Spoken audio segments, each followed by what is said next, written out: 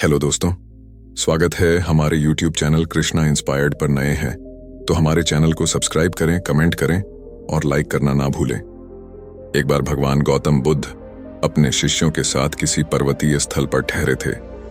शाम के समय वह अपने एक शिष्य के साथ भ्रमण के लिए निकले। दोनों प्रकृति के मोहक दृश्य का आनंद ले रहे थे। विशाल और मजबूत चट्टान को देख शिष्य के भीतर उत्सुकता जगी। उसने पूछा, इन चट्टानों में तो किसी का शासन नहीं होगा क्योंकि ये अटल, अविचल और कठोर हैं। शिष्य की बात सुनकर बुद्ध बोले कि नहीं, इन शक्तिशाली चट्टानों पर भी किसी का शासन है। लोहे के प्रहार से इन चट्टानों के भी टुकड़े टुकड़े हो जाते हैं। इस पर शिष्य बोला, तब तो लोहा सर्वशक्तिशाली हुआ। बुद्ध मुस्कुराए और बोले, नहीं, अग्नि अपने ताप से लोहे का रूप परिवर्तित कर सकती है। उन्हें धैर्यपूर्वक सुन रहा शिष्य बोला, इसका मतलब अग्नि सबसे शक्तिवान है। बुद्ध ने फिर उसी भाव से उत्तर दिया, नहीं, जल अग्नि की उष्णता को शीतलता में परिवर्तित कर देता है तथा अग्नि को शांत कर देता है। शिष्य कुछ सोचने लग गया। बुद्ध समझ गए थे कि उसकी जिज्ञासा अब भी पूरी तरह शांत नहीं हुई है। शिष्य ने फिर सवाल किया, आखिर जल पर किसका शासन है? भगवान बुद्ध ने उत्तर दिया, वायु का। वायु का वेग जल की दिशा को बदल देता है। शिष्य कुछ कहता, इससे पहले ही बुद्ध ने कहा कि अब तुम कहोगे पवन सबसे शक्तिशाली हुआ। नहीं, पवन सबसे शक्तिशाली नहीं है। सबसे शक्तिशाली है मनुष्य की संकल्प शक्ति, क्योंकि इसी से पृथ्वी, जल, वायु, अग्नि इत्यादि को नियंत्रित किया जा सकता है। जीवन में कोई भी महत्वपूर्ण कार्य संकल्प शक्ति के बगैर असंभव है। इसलिए अपने भीतर संकल्प शक्ति का विकास करो।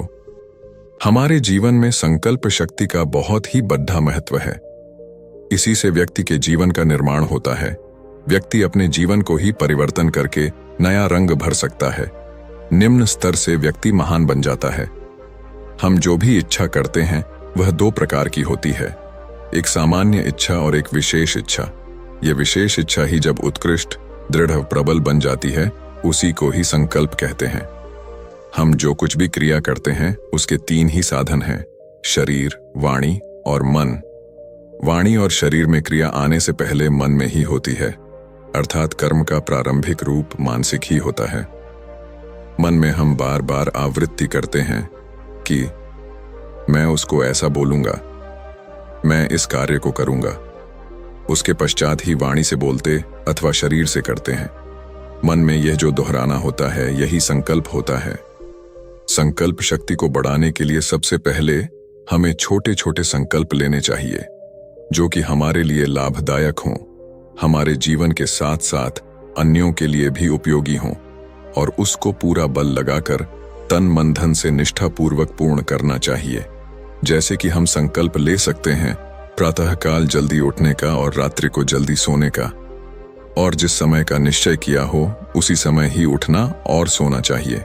इस प्रकार संकल्प लेकर पूरा करने से मन भी दृढ़ होता है और आत्मविश्वास भी बढ़ता है।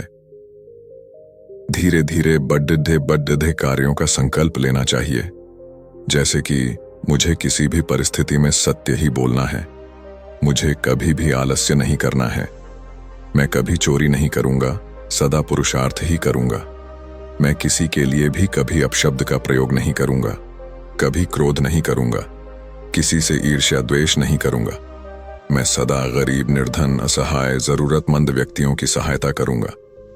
इस प्रकार एक एक संकल्प को लेकर जीवन भर निभाना चाहिए, जिससे अपना जीवन भी सुधरता है, विकसित होता है, स्वयं का विश्वास भी बढ़ता है।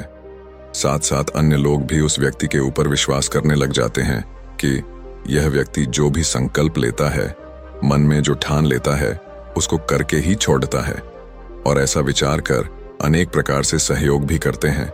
इस प्रकार धीरे धीरे हम इसी संकल्प शक्ति के माध्यम से बड़ी से बड़ा कार्य भी करने में समर्थ हो जाते हैं।